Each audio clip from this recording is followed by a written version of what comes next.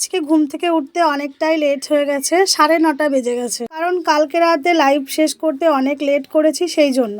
এখন বাজে 9:30 আর আমি এখন ঘুম থেকে উঠেছি। আমার বরমশাই এক্ষুনি উঠে চলে গেল। এখনো দেখো বিছানার কিছুই গোছানো হয়নি। সবাইকে শুভ নববর্ষ। আজকের দিনটা তোমাদের সবার খুব ভালো কাটুক। আর দেখো আমি ঘড়ি দেখিয়ে দিচ্ছি, এখন কিন্তু বাজে সকাল 9:30। আর আমার তো এই যে বিছানার অবস্থা এখন এই রকম।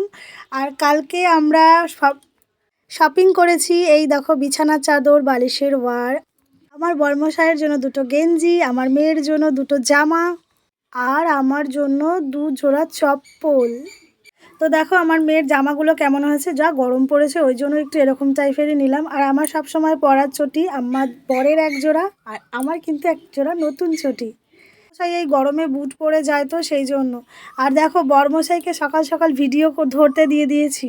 এখন যাবে চেম্বারে, আর আমি ওনাকে বললাম একটু ভিডিওটা ধরে দাও, যেহেতু এই বিছানা চাদরটা নতুন কিনেছি এখানে সেই পাতবো বলে, আজকে পয়লা বৈশাখ, তাই জন্য ভাবলাম যে জামা কাপড় কেনাকাটা করি আর না করি, বিছানা চাদর কিনলে ওখানে শুয়ে পড়লে সবার একদম নতুন হবে। তো আমার আইডিয়াটা তোমাদের কেমন লাগলো? আমার বরের একটা একটা করে গেঞ্জি দেখাচ্ছি আমি, দেখো। আর তার মধ্যে দিয়ে আমার বর তোমাদেরকে ওর জুতো জোড়া দেখাচ্ছে, মনে করেছে আমি ভিডিওতে দেখাইনি। তো দেখো সাদা চটি এর আগেও ওর এক জোড়া কিনে দিয়েছিলাম, সেগুলো বাড়িতে রেখে এসেছে, আবার নিয়েছে। এই গেঞ্জিটা দেখে বলছে তুমি পরবে, তা আমি বলছি কেন, আমি পরবো কেন তোমার গেঞ্জি। দেখো বিছানার চাদরটা ভীষণ সুন্দর লাগছে, আর জানি না ক্যামেরায় কতটা ভালো লাগছে, কিন্তু সামনে থেকে কালারটাও খুব সুন্দর লাগছিল, আর চাদরের প্রিন্টটা ভীষণই সুন্দর। বিছানাটা গুছিয়ে নিই। আর সব থেকে বড় কথা, ঘরের বিছানা যদি এলোমেলো থাকে তাহলে কিন্তু ঘরটা পুরোই অগোছালো লাগে। যদি ঘরের বিছানাটাই গোছানো থাকে তাহলে কিন্তু সত্যিই ভীষণ সুন্দর লাগে দেখতে। আমার বরমশাইকে ক্যামেরা ধরতে দিয়েছি, যে যে কাজটা পারে না তাকে কি সেই কাজটা মানায় বলো? কালকে আমার বরমশাই কিন্তু বিছানার চাদর আর বালিশের ওয়ারের কালারটা পছন্দ করে কিনেছে। পছন্দ কিন্তু একেবারেও খারাপ নয়, পছন্দ কিন্তু যথেষ্ট ভালো আমার বরমশাইয়ের। যেহেতু আজকে পয়লা বৈশাখ সেজন্য ভেবেছিলাম একটু সকাল সকাল ঘুম থেকে উঠবো, সেটা তো আর হয়ে উঠলো না, একটু লেট হয়ে গেল, 9:30 বেজে গেল। তো তার জন্য তাড়াতাড়ি করে বিছানাটাকে গুছিয়ে নিয়ে বেরিয়ে যাব ঘর থেকে। আমার তো মনে হয় বিছানা গোছানো থাকলেই ভীষণ ভালো লাগে। আর তার থেকেও বড় কথা, যাদের বাড়িতে বাচ্চা আছে, বিছানা তুমি যতবারই গোছাও না কেন ততবারই এলোমেলো করে দেবে। আমার ঘরে যেহেতু আমার ছোট সোনা আছে, ও কিন্তু সব সময় এলোমেলো করে দেয় বিছানা।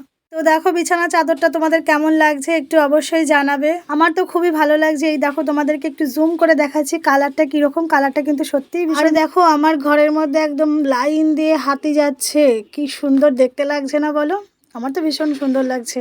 বাড়ির বউ মানেই তো ভারী ঝি, ওই যে বলে না রানী, তো রানীর ফুল ফর্ম হচ্ছে চাকরানী।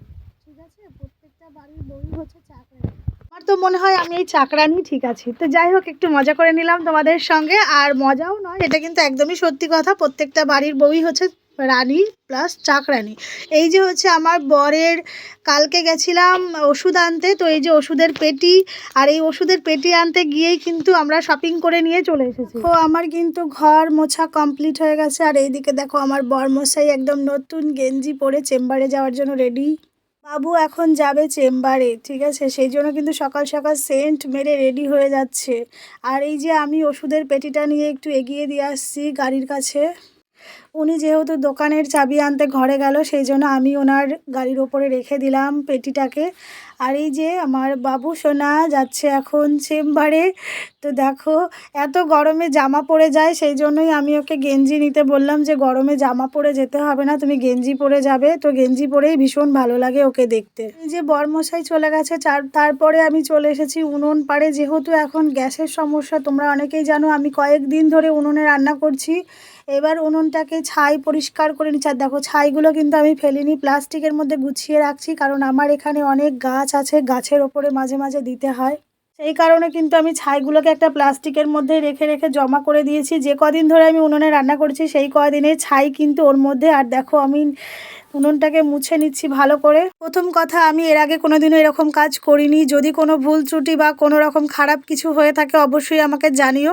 তো এদিকে যেহেতু আমার মোছা কমপ্লিট, এবার চলে গেছি ঠাকুরের জন্য ফুল তুলতে। ঠাকুরের জন্য ফুল নিয়ে আসা হয়ে গেছে, ফুলগুলো একটু ধুয়ে নিলাম কল থেকে। আর এই যে আমার মেয়ের দোলনা বাবা বানিয়ে দিয়েছে, বায়না করছিল দোলনা চড়বে বলে, তার জন্য কিন্তু ওর বাবা বানিয়ে দিয়েছে। আর কি সুন্দর লাগছে দেখো ফুলগুলো। আজকে যেহেতু পয়লা বৈশাখ, সেই জন্য আমি আজকে শাড়ি পরবো, তাই শাড়িটা বার করে রেখেছি, স্নান টান করে পরবে। এই দেখো আমি স্নান করে চলে এসেছি, শাড়ি পরে নিয়েছি। কেমন লাগছে আমাকে শাড়ি পরে অবশ্যই কমেন্টে জানাবে। স্নান করার আগে গোপু সোনার সব বাসন টাসন ধুয়ে রেখেছিলাম, এই যে আমার গোপু সোনা। আর দেখো আমি এখানে সেই ফুলের মালা গাঁথতে বসে পড়েছি।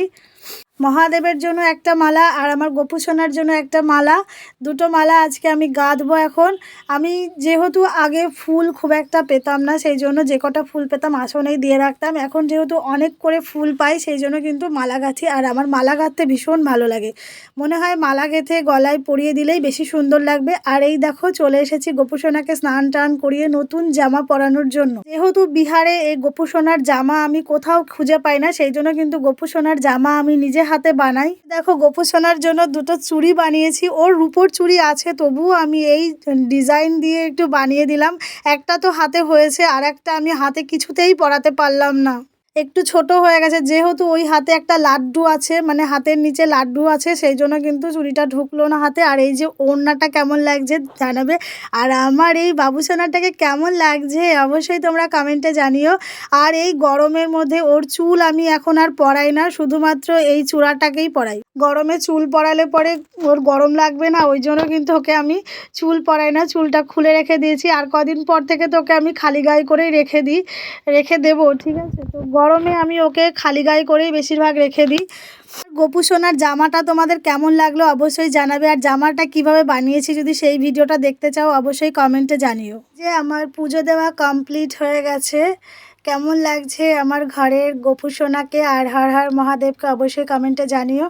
তো সবাইকে আবারও বলছি শুভ নববর্ষের অনেক শুভেচ্ছা, অনেক ভালোবাসা। সবাই খুব ভালো থেকো, সুস্থ থেকো। আমার ভিডিওটা দেখার জন্য অসংখ্য ধন্যবাদ সবাইকে।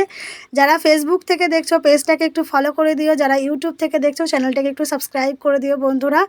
সবার সঙ্গে আবার নেক্সট টাইম দেখা হবে।